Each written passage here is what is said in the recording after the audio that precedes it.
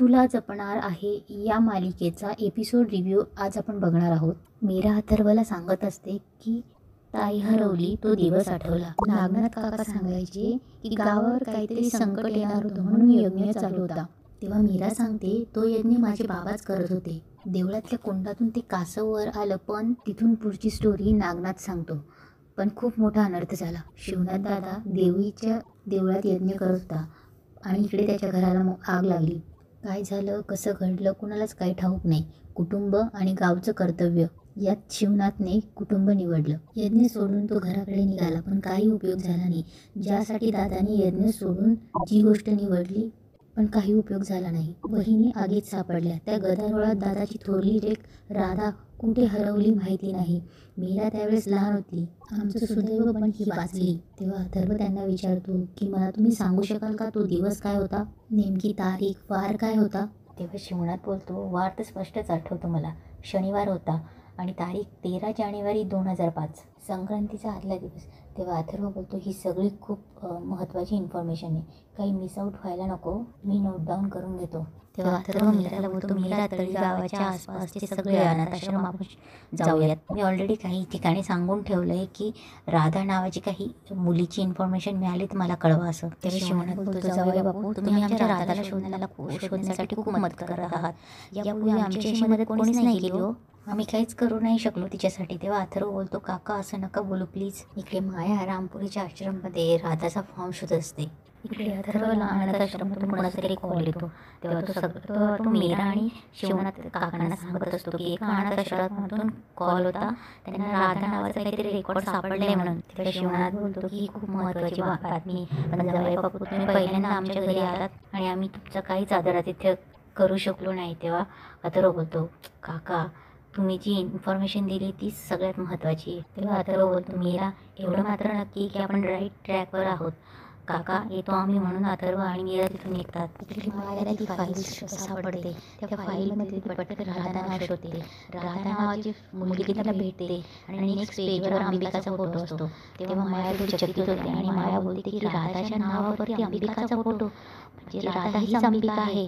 तेव्हा माया बोलते, याचा अर्थ मीरा आणि अंबिका या सख्या बहिणी आहेत. तेव्हा माया शॉक होते आणि बोलते, मंजिरी मॅडमला याबद्दल माहीत असणार आहे. इकडे मीरा आणि अथर्व नवजीवन अनाथालयामध्ये येतात.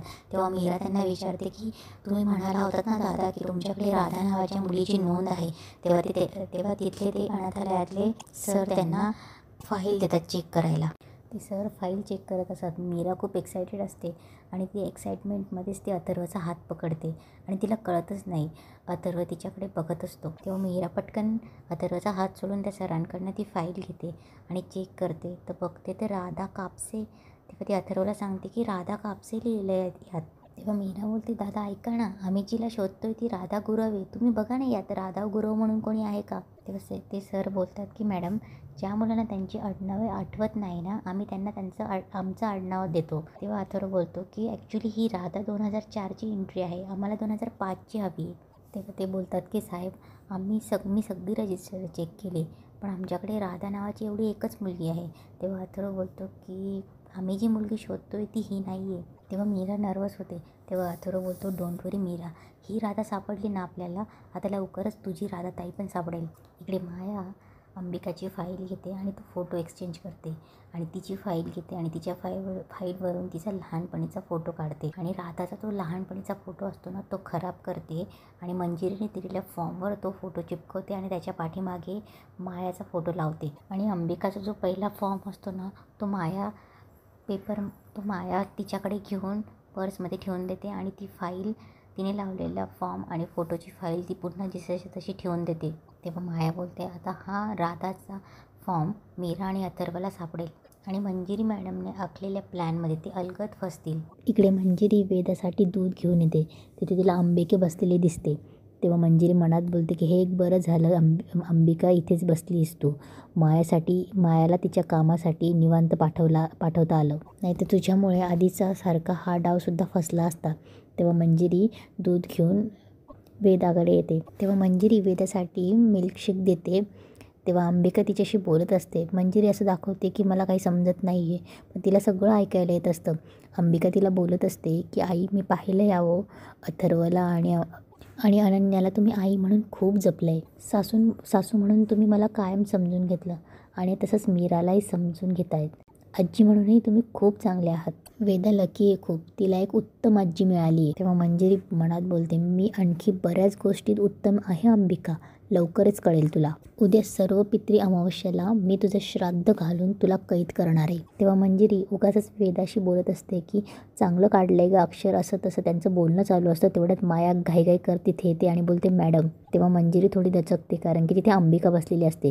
तेव्हा मंजिरी पटकन बोलते, माया मी आत्ता वेदाचा अभ्यास घेते, मला तुझ्याशी आत्ता बोलताना येणार, खाली जा. तेव्हा मायाला थोडा राग येतो. परत मंजिरी बोलते, जा म्हटलं ना. तेव्हा माया मनात बोलते, काय झालं या बाईला, एवढी जपून का वागते, नक्कीच हिच्या मनामध्ये काहीतरी गोंधळ सुरू आहे. तेव्हा मंजिरी ओरडते, एकदा सांगितलेलं कळत नाही का तुला, जा. तेव्हा माया बोलते, हो जाते. इकडे अथर्व आणि मीरा पुन्हा गाडीतनं रिटर्न होत असतात. तेव्हा अथर्व मीराकडे बघतो. मीरा खूप नर्वस असते, शांत असते. तेव्हा अथर्व एका साईडला गाडी लावतो आणि काहीतरी शोधण्याचा प्रयत्न करतो. मीरा बघत असते की हे काय शोधतायत म्हणून. तेव्हा मीरा थोडा वेळ थांबते आणि बोलते, वेदाचे बाबा काय शोधतायत तुम्ही. तेव्हा अथर्व बोलतो, एक गोष्ट हरवली आहे, ते शोधायचा प्रयत्न करतोय मी, इथेच कुठे असायला हवी ती गोष्ट. तेव्हा मीरा बोलते, बरं मला पण सांगा, मी पण शोधते. तेव्हा अथर्व बोलतो, एकच मिनिट आलो मी. तेव्हा अथर्व गाडीतनं खाली उतरतो आणि काहीतरी शोधण्याचा प्रयत्न करतो. तेव्हा मीराही बघते आणि खाली उतरते. तेव्हा मीरा बोलते, अहो काय शोधताय तुम्ही, मला पण सांगा ना, मी पण शोधते. तेव्हा अथर्व बोलतो, अगं तुझीच गोष्ट आहे ती, तुला सापडेल, शोध फक्त. तेव्हा मीरा पण शोधायला लागते. तेव्हा मीरा अथर्वकडे बघते आणि बोलते, तुम्ही काय मला बावळट समजतायत का. तेव्हा अथर्व बोलतो, नाही. तेव्हा मीरा बोलते, नाही ना, मग काय हरवलं आहे हे सांगितल्याशिवाय मी कसं शोधणार. तेव्हा अथर्व बोलतो, तू स्वतःला विचार काय हरवलं आहे ते. तेव्हा मीरा बोलते, नाही माझं काहीच हरवलेलं नाही आहे. तेव्हा अथर्व गाडीच्या आरशात बघतो आणि बोलतो, ह्या आरशात बघ जरा. तेव्हा मीरा बोलते, काय. तेव्हा अथर्व बोलतो, बघ तरी जरा प्लीज. तेव्हा मीरा आरशात बघते आणि शोधत असते की कानातलं हरवले का काय. दोघी कानात चेक करते. तेव्हा अथर्व हसत असतो आणि बोलतो, यात जो चेहरा आहे ना, त्या चेहऱ्यावरची गोड स्माईल हरवली आहे. तेव्हा मीरा आरशात बघून स्माईल करते आणि इकडे तिकडे न बघल्यासारखं करते. तेव्हा अथर्व हसतो आणि बोलतो, मीरा आत्ता पुढे आपण शोध सुरू केला आहे, अजून बरीच इन्फॉर्मेशन अजून यायची बाकी आहे. पोलीस स्टेशन, अनाथ आश्रम, अजून बरंच बाकी आहे. इनफॅक्ट मी आपल्या अनाथ आश्रमात सुद्धा सांगून ठेवलं आहे. तिकडे चान्सेस कमी आहे कारण ते अनाथ आश्रम तुझ्या गावापासून लांब आहे. पण आय एम 100% शुअर की तुझी बहीण सापडेल. पण जेव्हा ती भेटेल, तू अशी जाणार आहेस तिच्यासमोर. तेव्हा मीरा नाही म्हणते. तेव्हा अथर्व बोलतो, स्माईल. तेव्हा मीरा हसते आणि तिथे आजचा एपिसोड संपतो.